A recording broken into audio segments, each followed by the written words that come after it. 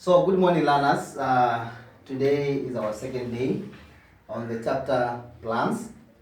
And yesterday we discussed about the dependence between plants, and we saw three ways in which plants depend on one another. Just to remind you what we did, we said plants depend on one another for number one, support. And in support, we talked about the intertwining plants, where we said they use either hooks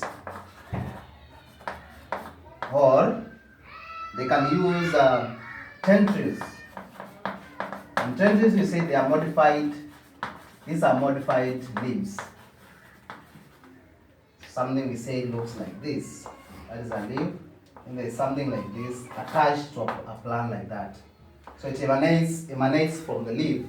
So we say that's how plants depend on one another for support. And we talked about the plants with weak stems. Talked about the passion fruit. Because of its weak stem, it needs to get a very strong stem for it to climb and get to the top of the plant to be able to receive enough sunlight. Of course, we know that it's used during the photosynthesis. So we call these plants climbers. All the climbers, and we talked about the garden pea, the passion fruit, etc. Then that is number one. Number two, we say also plants depend on one another for shade. When you talk about shade, we mean that these are plants that grow under other plants so that they can receive shelter. In this case, it's shade. So we say there are those plants which cannot withstand direct sunlight and even wind. Wind will blow them away, or even sunlight will make them dry up. Like for example, the ferns. So we say for them to be able to grow to maturity, they need to grow under shades of big trees so that they can be able to be shaded. Then the last one, we talked about plants depending on one another for habitat. And we say habitat is a natural home of a living thing. So where this living thing stays is their home. So in this case, we discussed two about parasitic plants and then saprophytic plants. And I gave you the difference. Parasitic, from the word parasite. We know a parasite is a living thing that depends on another for survival. So this is a living plant that grows on top of another plant that is also living. So those are two plants which are living. One grows from the other one. And I promised to send you a photo. So today I'll remember and send you the photo. You'll be able to see one plant growing on top of another one. So that if you cut this one that is growing from the ground, that one on top there dies, because it means that it depends on this one growing on the ground. Then we talked about saprophytic plants. We then say these are just fungi. The fungi plants, for example, the mushroom. We talk about the toadstool. We talk about so many others that grow on dead, decaying matter. Like for example, I gave the example of when some trees like baobab trees fall down and decompose, they start rotting. You will see mushrooms coming up from that particular dead, decaying matter. So we call them saprophytes. So they can only grow on dead, decaying matter. And once that dead, decaying matter is not there, they also dry up. So the difference is because these are two living plants. This one is living and the other one is also dead. So that's why we left yesterday learning. Let us remember to get this clearly. Let's get that clearly. Support, shade, and habitat. So today I want us to go to something different. And I want us to check the interdependence between plants and animals. Now, we want to see how plants depend on animals and how animals depend on plants. So to begin with, I have a list of so many areas in which animals depend on one another for independence. Number one, talk about food. When you talk about food, how do animals depend on plants for food? we eat some of the foods directly from the plants. Like for example, talk about fruits, talk about vegetables, etc. So human beings get foods from plants, and in turn, they also require us to give them something. So what they require us to do? If we getting this, so we have what we call the plant food during photosynthesis. During photosynthesis, the plant cannot make food without human beings. Why? We must give them carbon dioxide. So plants are depending for us for food, which is made during photosynthesis. There is a difference between plant food and plant proteins, Lana. Plant food and plant proteins. So in this case, I'm not talking about plant proteins, I'm talking about plant food. For plants to be able to get their food, we need to breathe out carbon dioxide for us to be able to give them so that they can make food. So without us, without human beings, without animals, plants will not get their food, which is made during the time of photosynthesis with sunlight and water and then carbon dioxide. So human beings and animals are very important in as much as far as getting food for the plants is concerned. So we eat some of the foods, like for example, we can eat the grains from plants, we can eat the fruits, vegetables, and the like. Number two, so we can see that plants will require us, and we also require plants to give us food. So number two, we have also oxygen and carbon dioxide.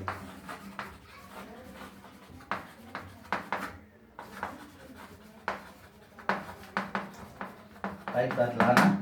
That plants and animals depend on one another for oxygen and carbon dioxide. That's what I've just explained here.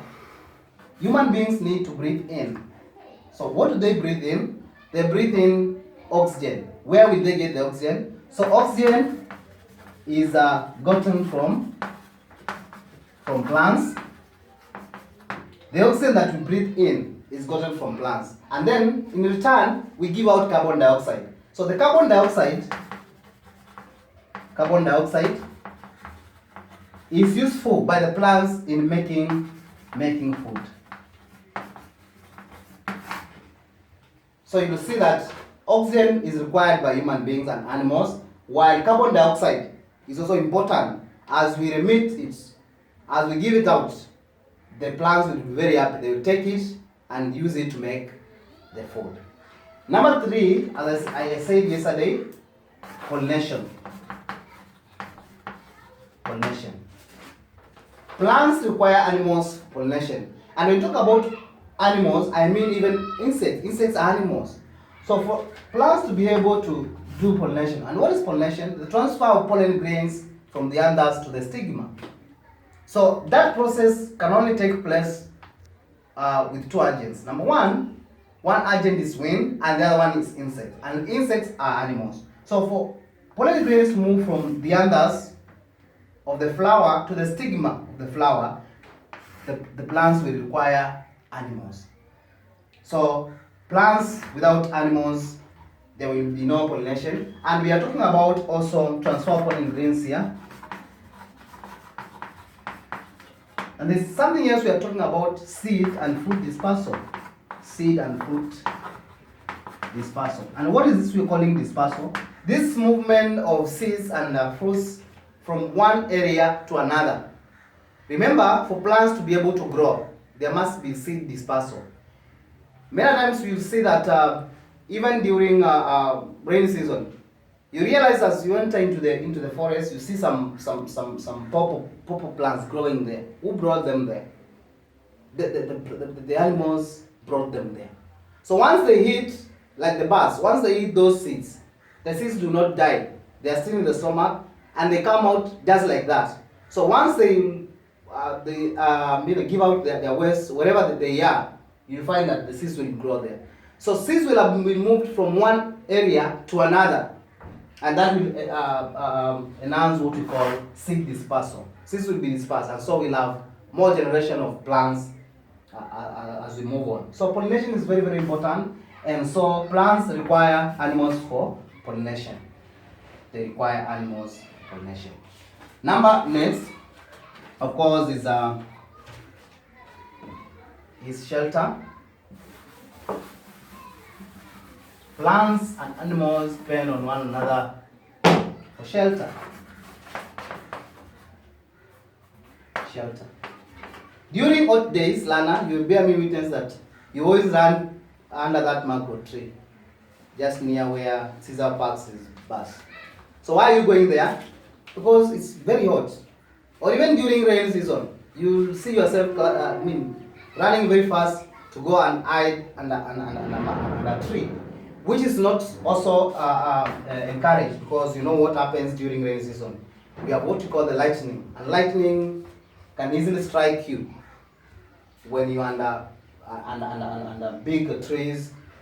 You can strike the plant and end up falling on you. But all the same, animals require shelter from plants. So you will see them. You see people running during hot days, running to go and sit under the mango tree, under any other type of plant. Again, you realize that some animals like monkeys. Talk about monkeys and birds. Where are their homes? Because they don't build homes. But he was talking about building and construction. These do not build their own houses. A certain monkey has built a new house. It's not possible. So what do? They hide. They make their houses under big trees.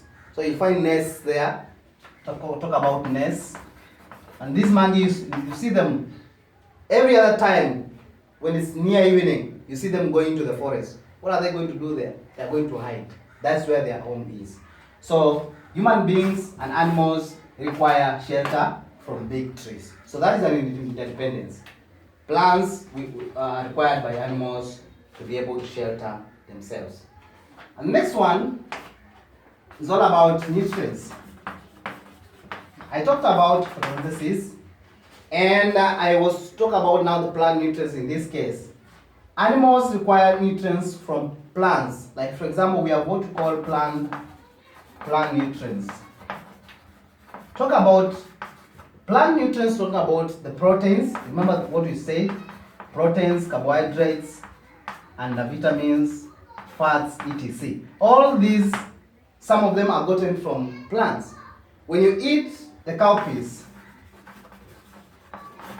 Lana, what are you getting from there? You are getting proteins. When you eat maize, that is ugali, what are you getting, Lana? You're getting carbohydrates. All these are nutrients.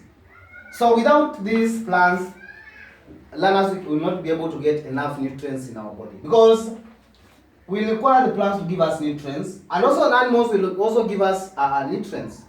When you eat meat, you also get plant animal nutrients. So nutrients are divided into two: plant nutrients and animal nutrients.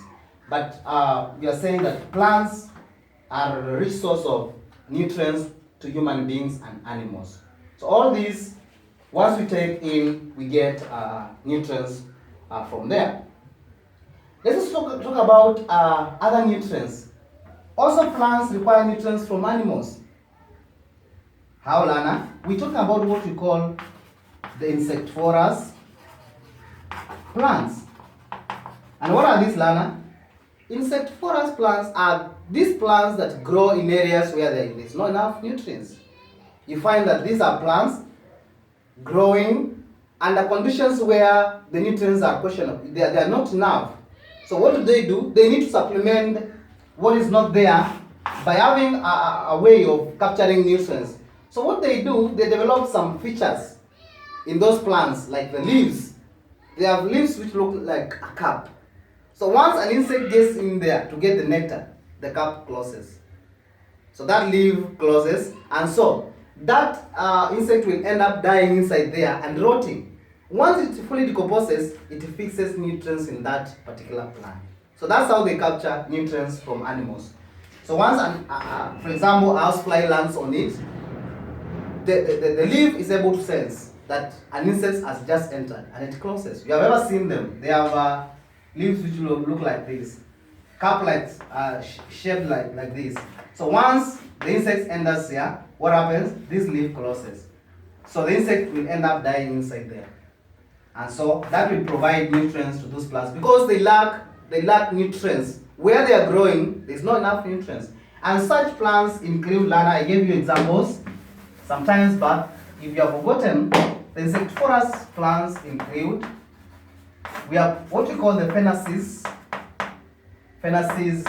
fly trap. This a fly trap. It traps things that are flying. Then we have what we call the pitcher plant. We have butterworts, and we have another one just the same as this called bladderworts. So we have butterworts, bladderworts. There's a one remaining here. That is cobra lily. So all these are examples of Lana insectivorous plants.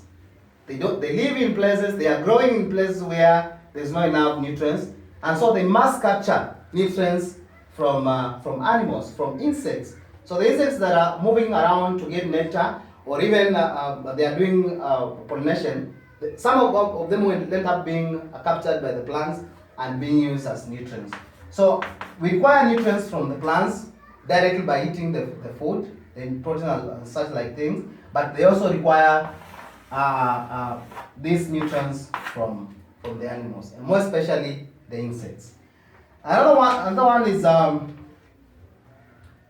they use some stick substance. Some use leaves. Talked about leaves. So the parts that are used by these plants to be able to capture the insects, they use leaves. But others also produce some stick substance. So they can also use sticky substance. So that once the insects is just flying around that place, sometimes it will get stuck on that particular plant, and then it will be utilized by that plant to provide nutrients. So we move to the other one, that is number 6, F, talk about medicine.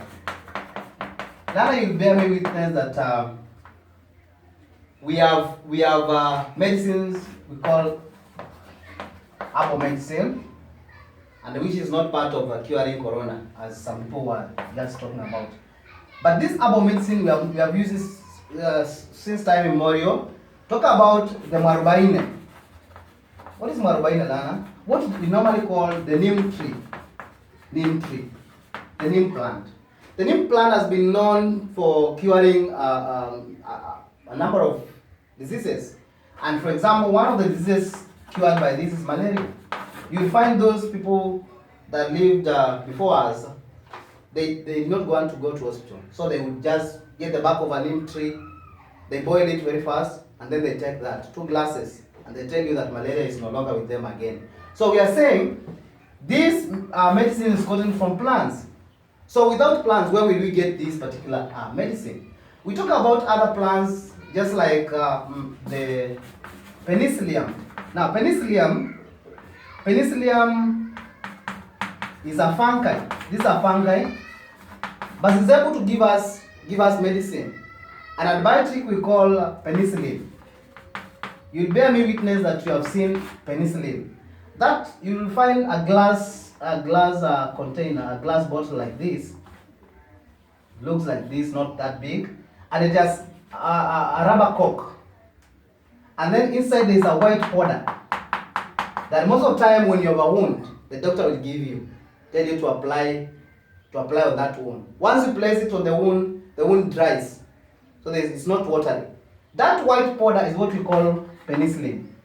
Many times you have used it at home, but maybe you did not know the name, but it's called penicillin. So it's used to cure disease-causing germs, and especially in wounds. So these are fungi, and it's a plant.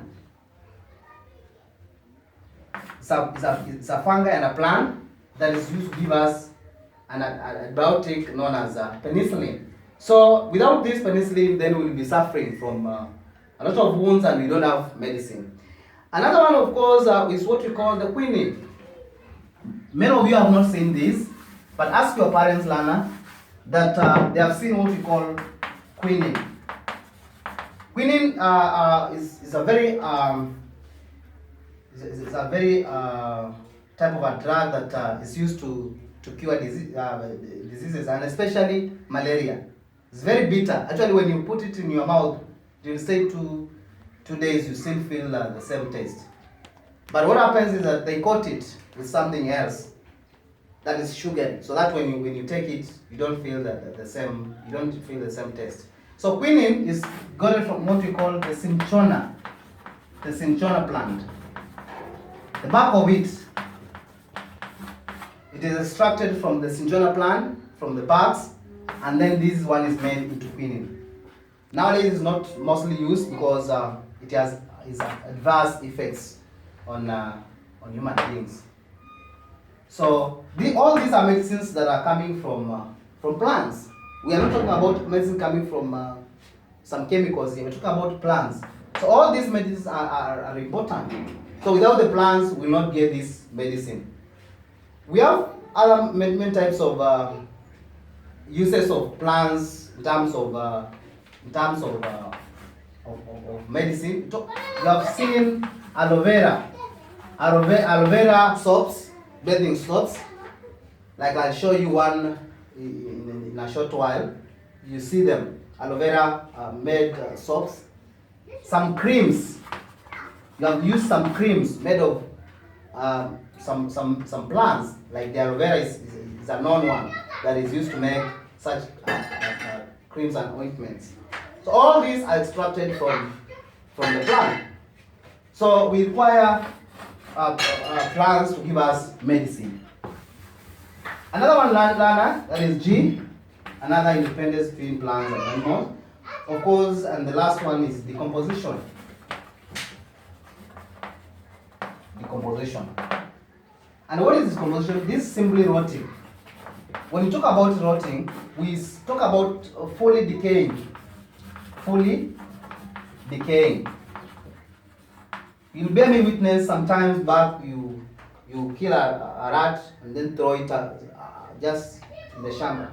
After 3 days, you will not find that rat. Not that it has been fed on by something, but because it has rotted. It's rotten and you cannot be able to find it. So what do we mean by decomposition? That plants and animals require one another for decomposition. Like for example, I just talked about a baobab tree. Once this tree falls down or falls down, what happens?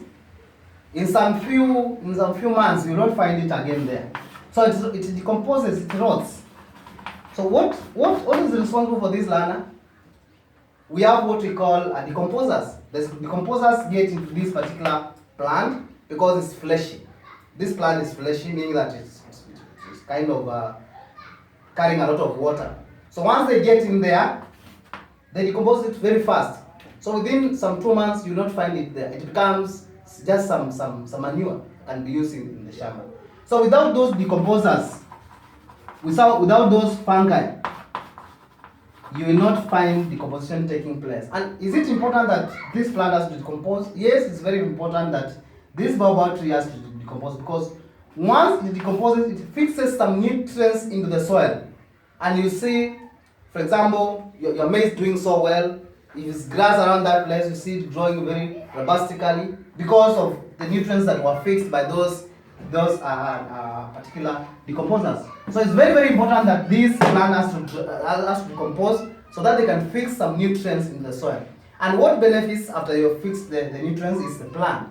So the plant uses those nutrients that have been fixed by the decomposition process, and then they're able to use that to get what we call plant nutrients. Now in this case, we'll talk about plant nutrients. Remember I talked about plant food and plant nutrients. When it comes to plant nutrients, I want to give you an example of a plant known as, this is a plant known as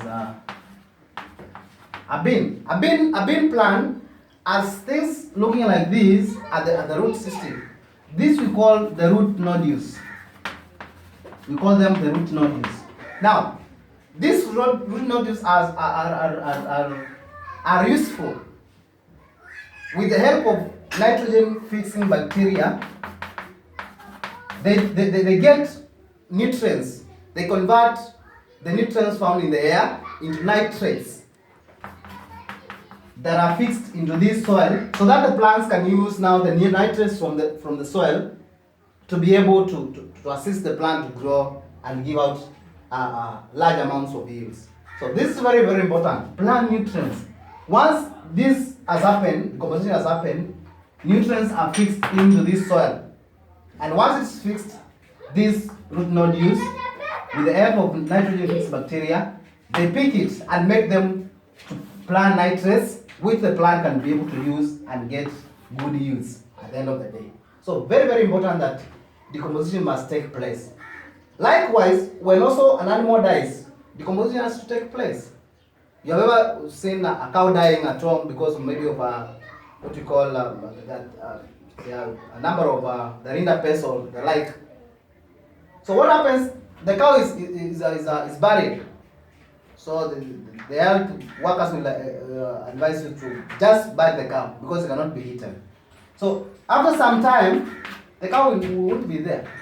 So because of these fungi and all this, it will be decomposed, and hence that one will fix nutrients in the soil, and you see plants growing so robustly in that area, giving you a lot of yields. So it's very, very important to have animals that can decompose materials, and so that's why the relationship comes in, the interdependence. So we need these plants will need these animals to decompose them, and also animals will require these also animals to be able to decompose them. So decomposition is very important, and we have seen the importance of that plants are able to grow very well once decomposition is done. So you will find that all these are the interdependence between plants and animals. So you go through them very well, read widely. You'll be able to understand everything that we have just done here. You'll also find an exercise there. You can try that exercise. And just before then, I want to show you one particular soap that is made from aloe vera.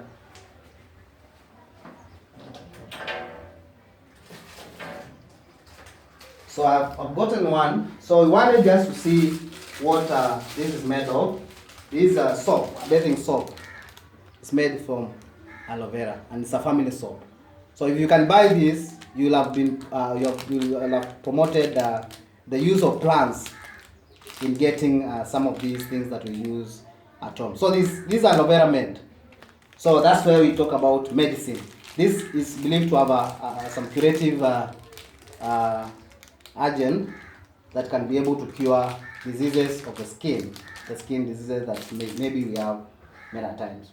So this is just one example of the independence between plants and animals. So until next time, Lana, next when we come back, I told you that we look into what we call the food chains and food pyramids. It's also another relationship. We'll see how one depends on another one. So until next time, I want to wish you very well in your day, and also during the weekend. Can you be able to go through those notes again in your book? Make short notes on what I've just said here, and that will help you. So may God bless you and have a very blessed day ahead. Thank you.